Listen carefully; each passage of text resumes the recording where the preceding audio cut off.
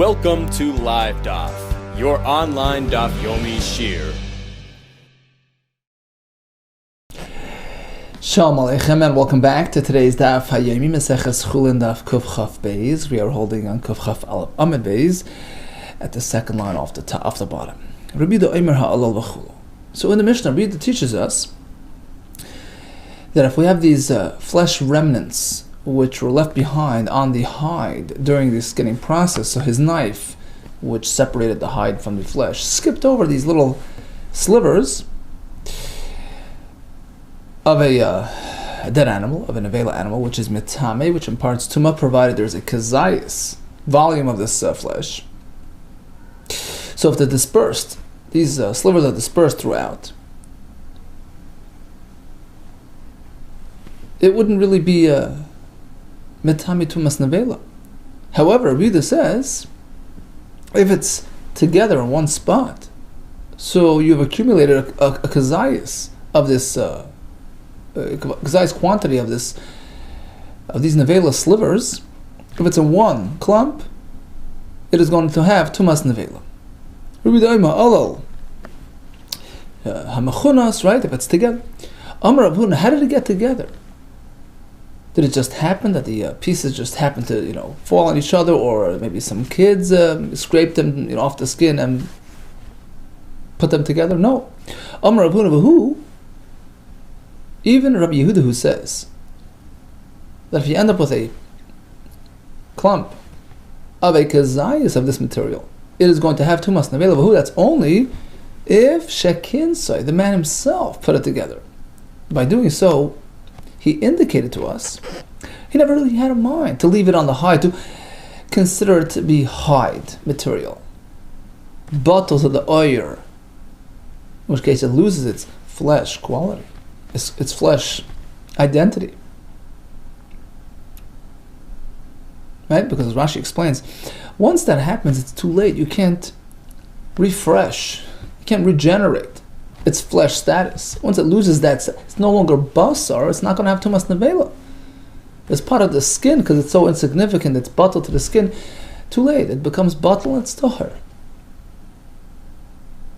But since he goes and he puts it back together, he scrapes off pieces more, and here he indicated to us that he never really intended on leaving it on the hide and to consider it part of the leather.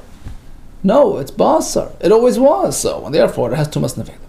Another halacha from Rav Huna, Bu'amar Rav Huna, and soon we're going to see if these two statements, how they work with each other. So you have two half kazayis, clumps of basar sitting on the skin of the nevela. In this case, the hide nullifies the flesh. It's no longer regarded as basar. It doesn't have tumah of nevela. Okay, so that's Rav Huna's next statement. Let's try to analyze it. We turn to the next Talmud. So in reality, there's a mission later on of Kuf Chav Daled, Rashi brings it. You have a piece of skin with two halves of a kazayis, of nevela. If one picks up this oyer, this leather with this hide with the two halves on it, ultimately he carried a kazayis in total. So he becomes tummy because he was carrying it, mamasa, right? But if he touches this half and then the other half, it doesn't make him tummy.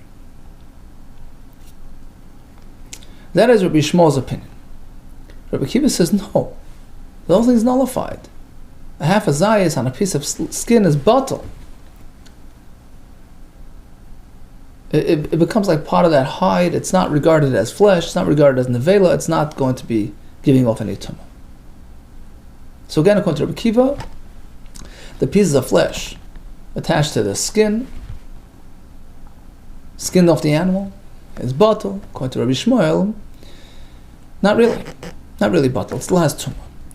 Back to Rav Huna, who says two pieces of nevela material stuck on the oyer, on that skin, each one a half a kazayis. The skin is mevatel the basar and cancels its tumah. Alibo Daman, says the Gemara. Whose opinion regarding that machlekes, Rabbi Shmuel or Rabbi Akiva? Whose opinion is Rabbi Huna following here in this statement? Who's in line with? Alibo Daman. Ilibo Rabbi Shmuel. According to Rabbi Shmuel, that's not so. Amar, he just told us le mevatel oyer. The oyer is not mevatel the abasar. We Alibo Rabbi Akiva. So perhaps according to Rabbi Akiva, well, pshita, obviously. I mean, goes without saying. I mean, that's what he holds, right? Amar, he says mevatel oyer, yeah. So for Rav Huna to get up and tell us that's just a repetition. It's redundant. Apparently, there's some sort of catch here. Rav Huna is clarifying to us the terms of that machlekes. Truthfully, Rav Huna, who said that the two halves are bottle to the skin, is in fact on Rabbi Shmuel's track. Oh, what do you mean? Rabbi Shmuel holds the basar is not bottle. Oh, it depends when. It depends if it's just sitting there, happens to be sitting there, or he, the owner, who skinned the animal, didn't care. He disregarded these little slivers as he was slicing the hide off. He just left it behind. It skipped over. He consciously considered it to be part and parcel of that skin. That is Rav Huna's context. That's Rav Huna's scenario. When does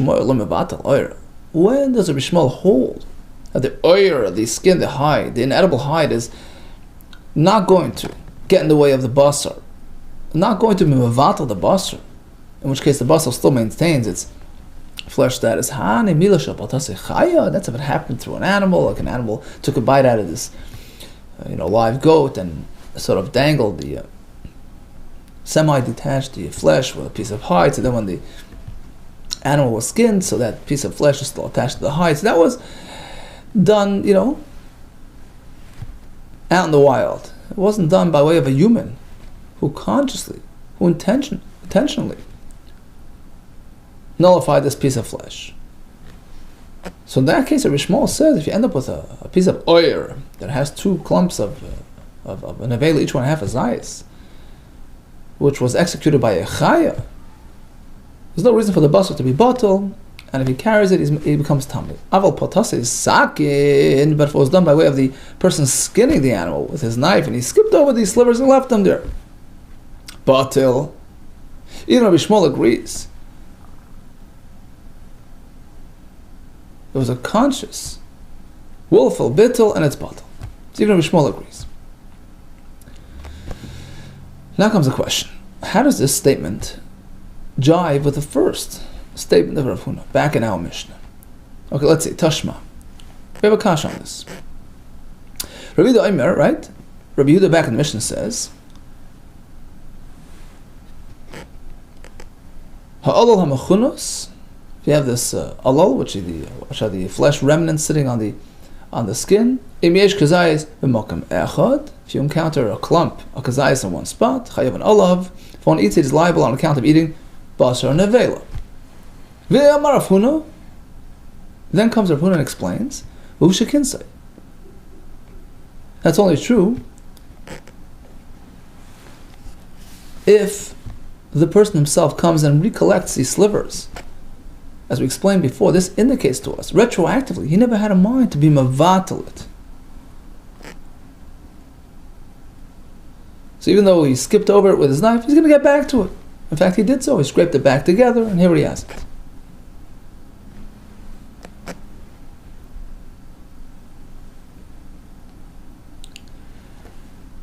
Therefore, Rabbi Yehuda holds that it has tumas nevela. Now, as Rashi explains, this can only work if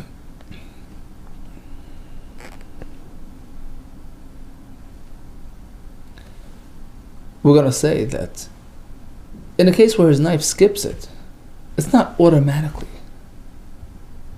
absorbed within the oil. It doesn't automatically revert to hide status. Because otherwise, if that would happen, there's no way for him to refresh it and relabel it as basar. I mean, once it's hide, it's not going to become flesh again, halachically. Rather, the reason why we assumed it wasn't basar was because we figured he would be mevatel it, and now he tells us he wasn't.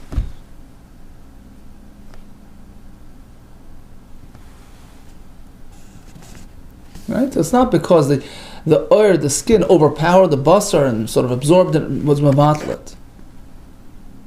Like we had sort of suggested before, right? Before this tashma, we said, well, even Rabbi Shmuel, who still maintains that the basar is still considered basar, even though it's just, two halves on the skin there.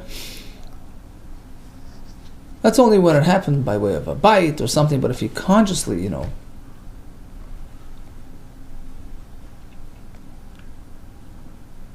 left it behind, it becomes batal. And now we're seeing that's not so simple. Certainly if he recollects it, that clarifies. That confirms that it was really flesh all along. So these two things don't really jive, right? So again, let's go back. So certainly if you sort of backtrack and agree that even when the knife skips over it, meaning the person actually left it behind on the skin, even in that case, it's not automatically batal to the skin. Okay, so Rav Huna Damar Rabbi Shmuel. So this last statement of Rav Huna, that according to Rabbi Yehuda, if he recollects the basar, that confirms that it's still basar. That's like Rabbi Shmuel, that it's not automatically batal to the skin. But if you go with that initial approach, that even Rabbi Shmuel agrees that if it was just left behind consciously by the skinner, then there's no return. It's batal. Even according to Rabbi Shmuel, batal, it's automatically batal. It becomes part and parcel of the skin. Rav Huna de Amar Kaman. So Rav Huna's explanation in Rabbi Yehuda's Shita, that indicates that you can still consider it basar. In fact, when he recollects it, that reveals that it was basar all along. The Amar Kaman, whose Shita is that going like? Now you'll ask, maybe Rabbi Shmuel is not talking that it was recollected. Teza says he was. So if it's considered basar according to Rabbi Yehuda, in light of Rav Huna's pshat, so why not according to Rabbi Shmuel either? Says the Gemara, you're right. Elul oilam paltas sakent Rabbi Shmuel batal. You're right. According to Rabbi Shmuel, two halves are never batal, whether it happened by the chaya, even if he left it behind, skipped it over it with his knife. It's not batal.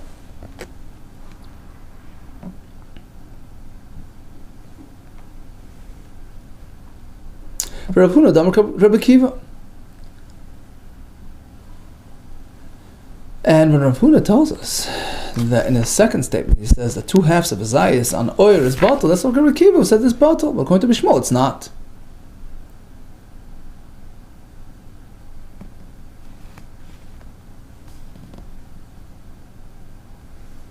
Right?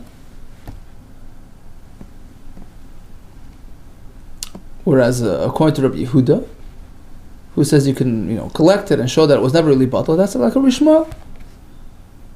Okay, so Pshita. So again, he's pretty much just repeating another opinion of the Tanaim there. I mean, we understand that. That's the Machlekes. Two halves of a zayis on oil, according to Rabbi Kiva, is batal. According to Rishma, is not. I mean, why does everyone have to get up and say, well, two halves are batal? And this is in accordance with Rabbi Kiva. Yeah, we know that's Rabbi Kiva's Shita from the Mishnah, Navchuk Kavchav Dalet. The answer is he's trying to clarify to Rabbi Huna came to put it into context, to tell us the extent of the Machlekes. You should know. Perhaps I can think, Rabbi Kiva. When does Rabbi Kiva consider that basar to be batal? Perhaps that's only when he skipped over his knife and he left it behind, disregarded it, became batal. It happened by way of an animal bite. That's what detached and perhaps in that case it's like batal. It wouldn't become part of the skin. It wouldn't be batal because it wasn't done with awareness. It wasn't done manually. Kamash malan, and that is what Rav Huna is trying to explain to us. He's coming to clarify to us. Time with Rabbi Kiva. The reason why I call it Rabbi Kiva, two halves are batal to the skin. It's unrelated to intent. It's unrelated to kavana in a manual sense. Time with the Rabbi Kiva, that's the power of the oyer. You have slivers of skin, of meat sitting on the oyer. The oyer is mavatlet. Since they're small slivers, it overtakes it, it nullifies it. It doesn't matter how it happened. Lo yishna palat chaya, whether it happened by way of an animal bite. Lo yishna palat sakan, whether it happened because he skipped over it with his knife while he was skinning it. Kiktani seifa. As in fact the Mishnah itself concludes and explains. You know why? Mipnei ma Rabbi Kiva matar bahar. You know why, according to Rabbi Kiva?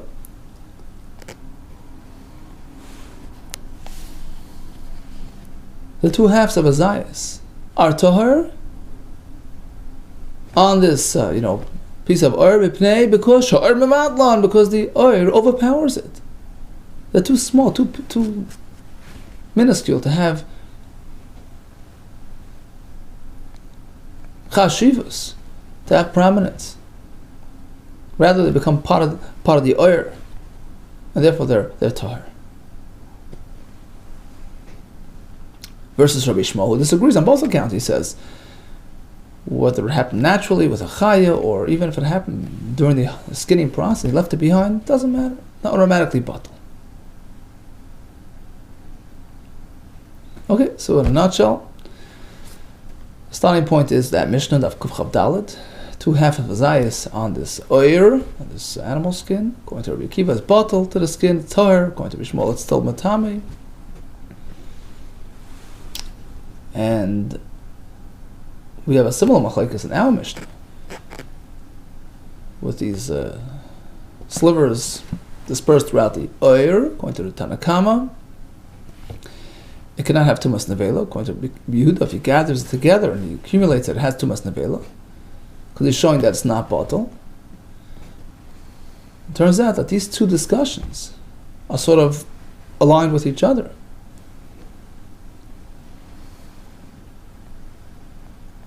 Tanakama goes like Rabbi Akiva, that these two minuscule pieces are batal to the oir, regardless of the circumstance, whereas Rabbi Shmuel says no. Certainly if he gathers it together, as Taisus explains, then like Rabbi Yehuda's case, and in this case certainly, right?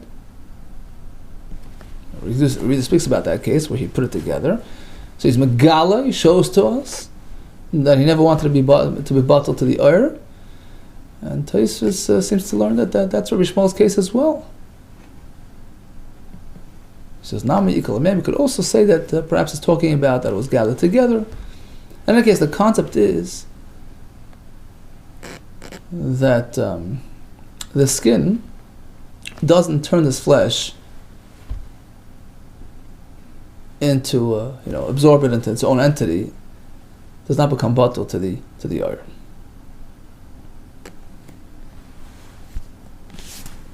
Okay, continues the Mishnah, speaking about the status of oir. Interestingly, in some situations, skin of an animal or a human, we'll see soon, has similar status to the flesh underneath it.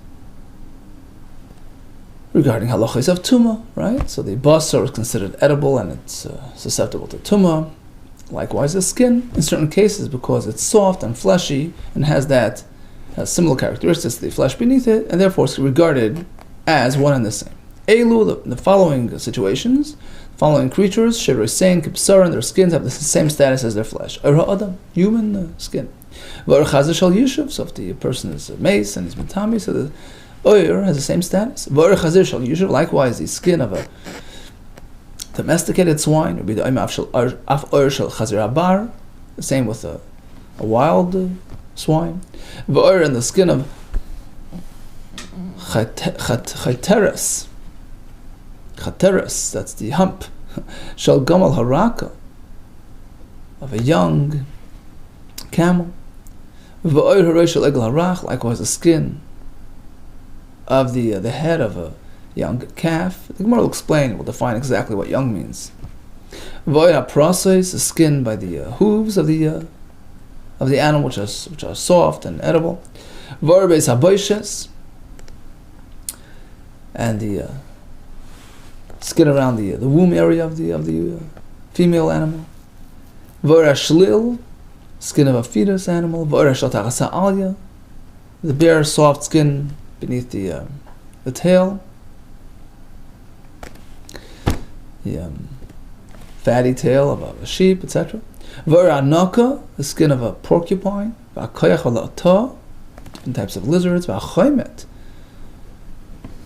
the encasing of a snail, a certain type of snail.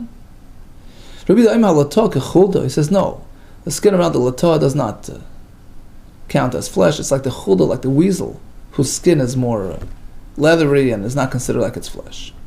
Now, in all situations, if they were actually tanned, they were worked on, kulan she'ibdan, he worked on them, or shehilach behen kadei avodah, or he trotted on them sufficiently to wear them out and process them and turn them into leather, tahir, and they lose their food status, they are considered like leather, and they're tahir chutz ma'ira adam, except for human skin, which maintains tumah. Rabbi Yecham Nuri Omer shmoina shrotzim yesh lahen oiros. All the 8 creatures mentioned in the Torah regarding tumah over there, their skins are considered separate entities from their flesh.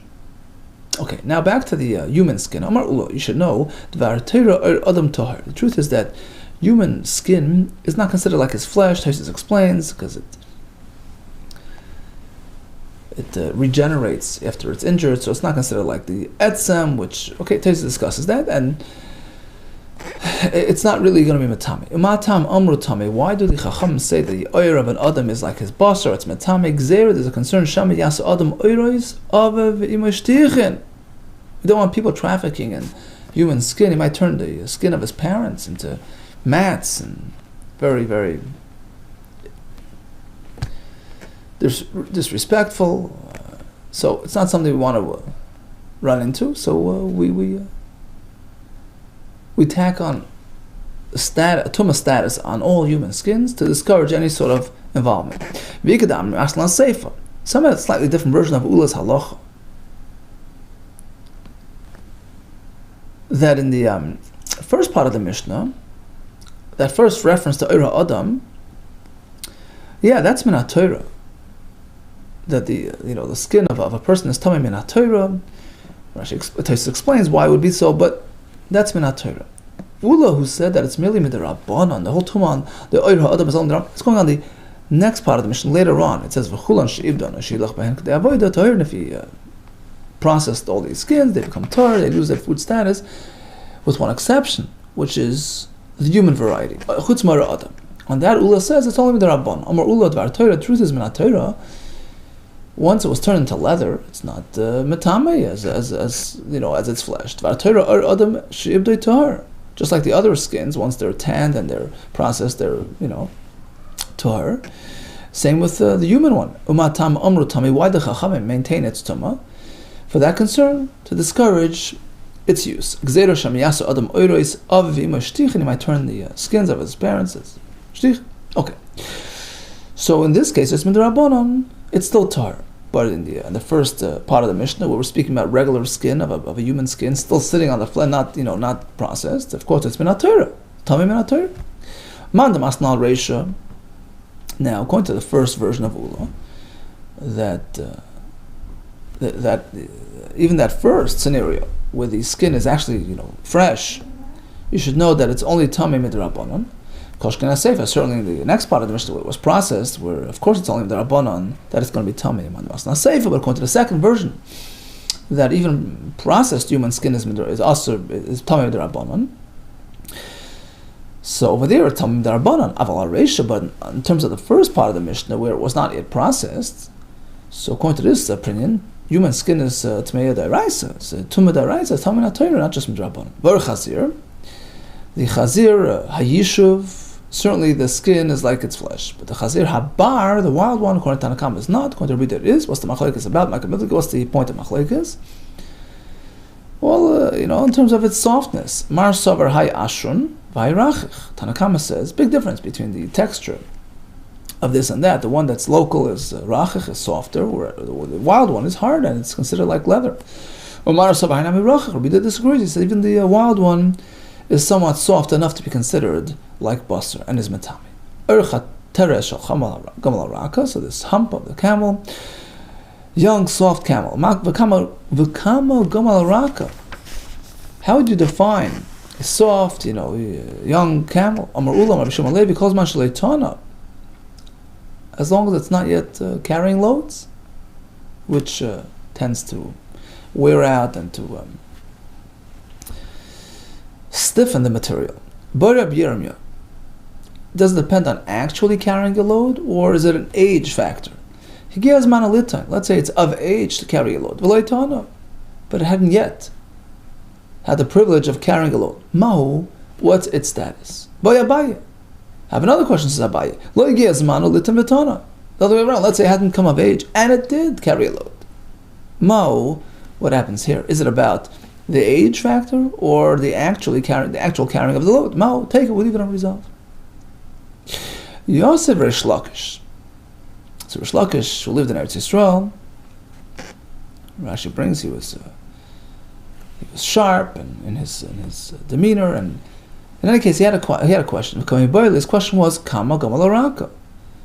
How would you define this Gamal Haraka? What qualifies? Amali Rabbi Shmuel bar Abba. He quotes Achi Amar Shemalei because Mashleitana until it starts carrying a load. Amalei Tila Kivli. He says, "Come, sit next to me, opposite me." Wow, that's good information. So he complimented him, despite his sharpness. He gave a compliment when it was due.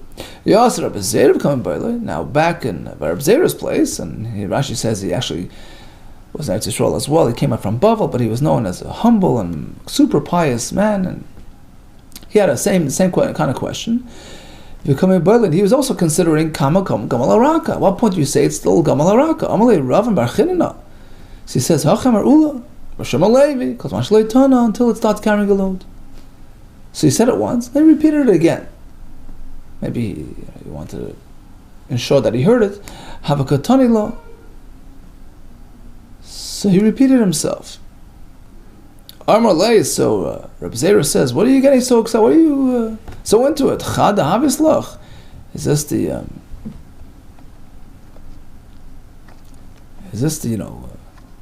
the only profound halacha that you know? Amris, you already said it. What are you saying it again? So it's a little curt to him, and the Gemara makes an interesting contrast. Tachase, come take a look. Ma bein tkifei arad Yisrael.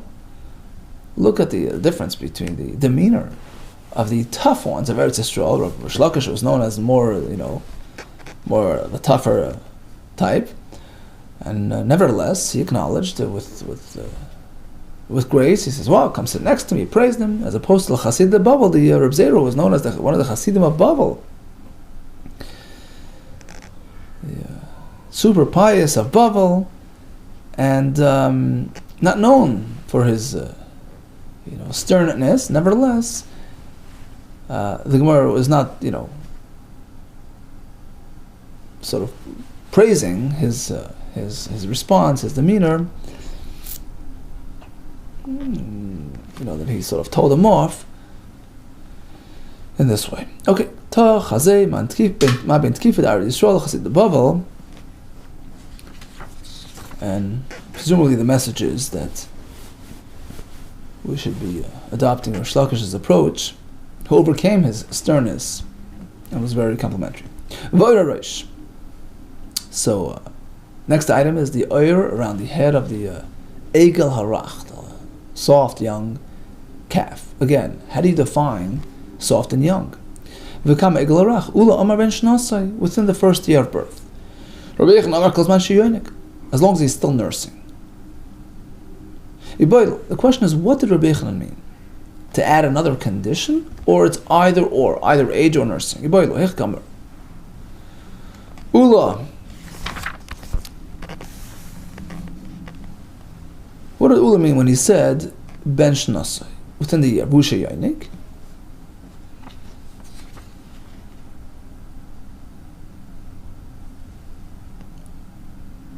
Did he mean provided that he's still nursing? Okay, so he has two conditions. Okay, so the question is on Ula as well. What did Ula mean? Two conditions, age and nursing, which are Talmud Bavli. On which Rabbi Yochanan added, either or, either age, or even after the year. He's still nursing, he's still young enough, he's still delicate enough, and his skin, likewise, is considered like part of his basar, he's still edible. Or just the opposite. Ula ben shnasei kamer. Ula conditioned it on age within the year. Whether or not he's nursing, it's irrelevant. Both elements are required. Age and nursing. So is Rabbi Yochanan limiting the age, or is he expanding it beyond the year as well? Tashma, Rabbi Yochanan Amar, kol zman sheyonik. Rabbi Yochanan uses the words kol zman sheyonik, which sounds like he's expanding it. As long as he's still nursing, even if it's past a year, v'misa, if in fact he's stipulating two conditions within the year plus nursing, he should have said, provided that he's still nursing. Oh, the fact that he said kol zman sounds like it's beyond the year as well. Shema mina, that proves our point. That it will require two elements, age and nursing. Rabbi Yochanan says, either or. Shema mina. Reish Lakish, Rabbi Yochanan asked Rabbi Yochanan a question. And Tosfos says this was a Ma'aseh Shahaya. It was an actual story that happened. And he needed to know the halacha regarding Oir Haroish Shaleg Larach. Okay, so Reish Lakish asked Rabbi Yochanan, Oir Haroish Shaleg Larach, Mao Sheitame.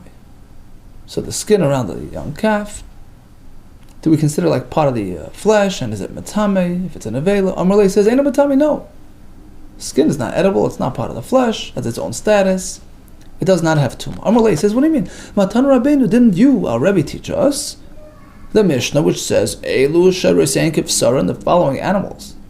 Skin is considered like their flesh, and amongst that list we have Oira Roish Shlegarach. Apparently the skin around this young calf is considered like it's basar. Are you telling me it's not? Amalei says, please don't tease me. B'yachad b'loshen yachad and shena oisa. I change my mind. That Mishnah that you just quoted is a reflective of an individual opinion. It's not the consensus opinion, which holds that in fact this is considered hide and not mitame. The Sanya. We have a whole brayso where we'll see. We'll have the name of that opinion, which is a das yachid. He's a individual opinion. The Sanya Shechad Ha'Soil L'Haktir Kazayis Ma'ir Shetachas Aliyah. So we know that if one processes a carbon with the wrong intent, he plans on applying the blood outside the Beis Hamikdash. That's called chutz l'mkaimai, and validates the carbon, makes it possible. But there's no kares if one eats it. It's just possible. If he has in mind worse, chutz l'zmana, he can do it next week. That makes it pigul, disqualifies the carbon. If one eats it, he gets kares, right? Provided that the intent pertained to edible materials. So he had in mind to eat basar, or something like basar, which is edible, in the wrong time. Let's say he had in mind to eat something which is semi-edible, like some skins. We'll see. So it depends how it's classified. Is it basar? Yeah, but if not, right? The sign. So in this case, it was an oilo, where the entire carbon is consumed on the mizbeach, and he had in mind to be maktir, right, to feed the mizbeach, laktir kazayis, a kazayis worth of not the basar, but mi'oyer, some of the skin, shetachas aliyah beneath detail. That's regarded like flesh. Soft enough, it's like flesh itself. He had in mind, chutz l'mkaimai, in the wrong place, pasal ve'em kares, it disqualifies the carbon, there's no kares. Chutz l'zman, in the wrong time, it's even worse, pigul l'chayron kares. Because according to this opinion, Tanakama, he holds that the oir shetachas aliyah is like basar. It's something which is meant to be fed to mizbeach by the oil like it's basar. And therefore, planning on doing it in the wrong place disqualifies the carbon. The wrong time makes it pickle.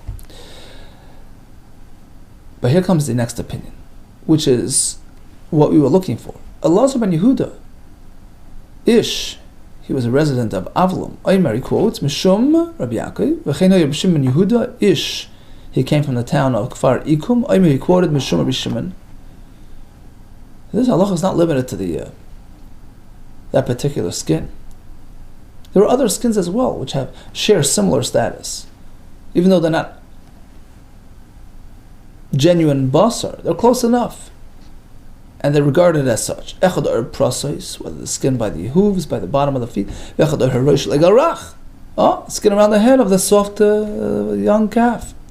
Echad or shetachsa alya, v'chol shemanu chachamim gabi tumah. Likewise, all those materials that the chachamim listed regarding tumah, that's the Mishnah we had before. Sherusein kivsaran, where the skins are regarded like the basar, their basar. What are we adding with this new, expression? What are we trying to add? An item that wasn't yet mentioned. Lahavi. What are we including? Or shel beis haboishes of the nekeva, right? All these are considered like basar regarding the avoid of the carbon. So we had in mind regarding all these to do it in the wrong place. Pasal vein bakars if it's chosas manai pigul, and there's cars upon eating this carbon chayav al kares. So conclusion, says Rabbi Yechanan. We spoke about the oil of the roish of egel harach, and I said it's not metame, it doesn't have tumah, it's tumah free because it's not really edible, it's not really basar. And you asked me, what about the Mishnah? Long list of semi-edible materials that are considered like the basar. That's the opinion of Rabbi Elazar ben Yehuda mentioned in this brayso, who likewise says all those are regarded like basar. But the consensus opinion is that unique status only applies to ursh dachsa aliyah. It's soft enough to be considered flesh, as opposed to the others, which are more leathery and not regarded as such. V'or beis haproses, where is that? My beis haproses. Rav Amar beis haproses mamish is down the bottom of the hooves. That's really what we're talking about, around the split, area. Rabbi Chanina Omer Amar rechuban mekaris maroish. It refers to the skin a bit above that as well, in the bottom section of the leg, which is typically chopped off and sold at the head. It doesn't have much flesh there, so in any case, that skin is soft enough and is regarded as flesh as well. Continues the Gemara. Okay, now we shift to the skins on these creatures, 8 of which we find in the Torah. The Torah has the Shmoina Shvatzim that have Tumah. Okay, those are the only Shvatzim that have Tumah, and they're split between 2 psukim. It's a Vayikra Aleph. In Pasuk Chavtes, it says, V'zelachem atamei, b'asheret asheret al eretz, the following considered contaminated creatures, right? Achoyled, which is a weasel, v'achbar, a mouse, v'atzav, some say a turtle, limineo, to its variety, to its type. Next pasuk lamed, so it's split between 2 psukim. 3 in this pasuk and 5 in the next pasuk. V'anaka, it's a porcupine, al-koyach, al-atos, and sometimes lizards, v'achaymet, a snail, v'atan shames. Then the next pasuk, Ela hatmeim lachem, etc., etc. So, amongst these creatures, which ones' skins are considered like their basar, and which ones not? Varanaka, the skin of a porcupine. So in the Mishnah we learn that anaka, koyach, letoa, and chaymet, which is pretty much the list in the second pasuk, minus Tinshamis, that's not mentioned in our Mishnah. So our Mishnah is of the opinion that anything mentioned in the second pasuk, or their skins, are considered soft enough, fleshy enough to be considered part and parcel of their basar and matam, minus the Tinshamis. Okay, that's one opinion. In the end of the Mishnah, we have Rabbi Yecham Nuri, who says all the oiros of all Shemay Shvatzim are considered separate from the basar. They're considered like leather. So we have 2 opinions in our Mishnah, and there come 2 more opinions in the Gemara. Hatmeim, which is the first word, which is the second word of that last pasuk. Elu hatmeim. The hay seems to be extra. Hatmeim. Oh, it's not extra. It's coming to teach us something. Rabbis are saying kivsar, coming to teach us exactly this point. That regarding these creatures, they're soft, they're mushy, their skins are considered like their flesh. Regarding tumah. So perhaps it goes back on all 8. Yachal afilu kulan. Talmud lemer no. Eile. Pasuk begins with the word eile. Only these. The ones that were mentioned last. The last 5 in the second pasuk there. So what do you mean? Eile akulu ksivi. Eile is really going back on all 8. All these are metame. We don't find a split in the psukim. Amarav, yes, we do find limineu. The end of that first pasuk, after listing 3, choyled and achbar and tzav, we have limineu. Limineu is coming to dissect it. Split the list into 2 groups. 3 have 1 status, and 5 have a different status, and only the 5 have the halacha b'yerisein kivsara, and their skin is like their basar. Okay, but in the second pasuk we have 5. In our Mishnah we only have 4. We left out the tin shames. Filich shavnami tin shames. What happened to that one? Why don't we add it to the list? Amar Rav Shmuel Rav Yitzchak.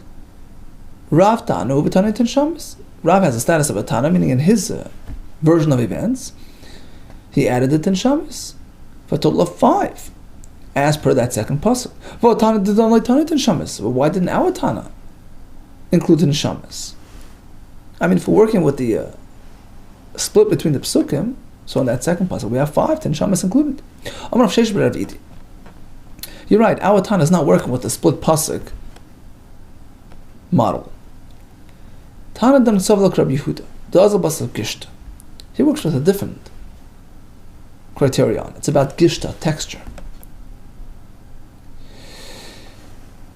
So he's pretty much in line with Rabbi Yehuda. We'll go back to our Mishnah Amar Aleph. Rabbi Yehuda says lata kechulda. Don't include lata in this list. It's like the weasel. His skin is too leathery. It's too coarse. So he works with logic. It's more of a logical approach. We determine case by case depending on his texture. It's not about this pasuk or that pasuk. So, according to Rabbi Yehuda, the lata is considered leathery like the chulda, and it doesn't belong on this list. Tanakama disagrees. He says lata is in, but I agree with you. Tin shames is out. Tin shames has a more leathery, thick, tough skin. So it's about logic. It's about texture. Amar Sheish bar Rav Yehuda, our Tana worked with the texture system. Savlak Rabbi Yehuda goes with Rabbi Yehuda's system. The Azal Basar Gishta, who follows the texture determination. And that's why tin shames, which has a thicker texture, a more tougher type of skin, does not belong on that list. V'gishta the lata, is regarding the lata specifically, do we consider its texture like leathery and it's like the weasel? That's Rabbi Yehuda's opinion. Tanakama says it's not as bad as the chulda, and therefore it belongs on the list. So bottom line is we have many shittas regarding which skins of these creatures are considered in, which ones are out. Which ones are like the flesh, which ones aren't. So starting with Rabbi Yechanan in the Mishnah, he says all 8, their oir is separate, they're not natame. Rav learned that the 5 items in the second pasuk are in. Tanakama says those 5, except for the tin shames. Rabbi deducts the lata'a as well. Kulan she'ib done. All these skins, despite their fleshy presentation, but if they were tan, if they were processed, if he walked on them or whatever, he leich in. Apparently you have to trot on them. Lo yelech lei, but otherwise, if you just place them down on the floor as a mat in preparation, in anticipation of trotting, that's not going to change its status until it was trotted upon and worked. So, and worked through. So apparently intention, designation does not change its status automatically. Really, we have a brayso from Reb Chia, oizen chamor. You have the ear of a donkey that has some flesh. Shetala lugu pasei Torah. You put it like he patched it on his container. Used it as a patch. It's Torah, even though he didn't really use it yet. He didn't really that in itself redesignates it as leather. Tala, even just patching it up, even though he didn't trot upon it or process it, right?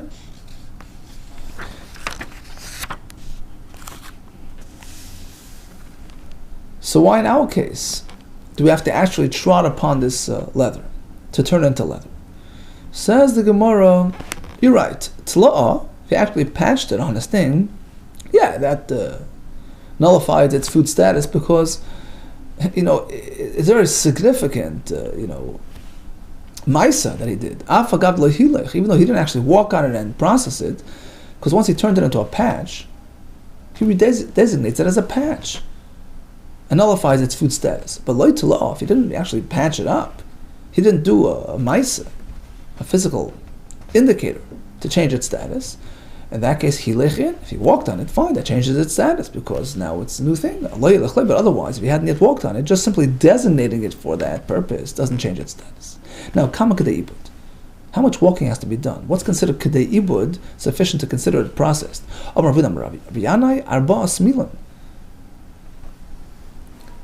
The amount of 4 mil.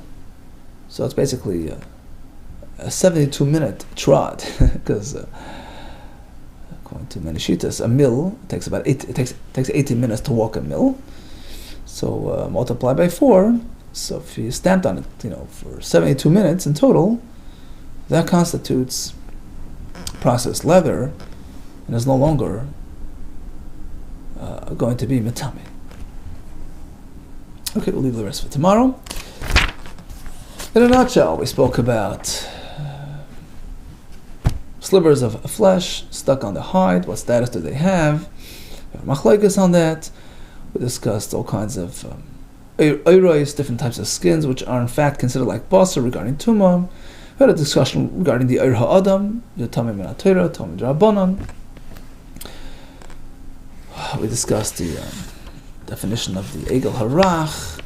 Is it about age? Is it just also about the nursing? Interesting discussion between Rabbi Shlach and Rabbi Yochanan